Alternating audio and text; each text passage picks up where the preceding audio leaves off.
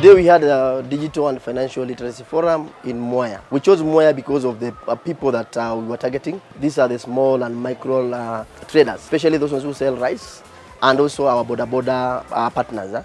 So we were mainly training them on issues of how to save and how to invest. We had over 250 people who turned out, and they have really benefited from, they now know how to save through Britam, through Pochi la Biashara, and they know that they can be able to cover themselves through the insurance. Nimesoma juu ya insurance na hii traveling, na nimesoma about hii Pochi la Biashara. Hii mawaidha nimepewa, naweza enda nishie na rafiki zangu, niwaambie venye nimesoma na venye itakuwa inatusaidia. Hata brother yangu naweza enda na nimwambie venye atakuwa anachukua hiyo insurance ya traveling, sababu ako na pikipiki na hiyo inamsaidia. Literacy ni kujua biashara yangu iko secured.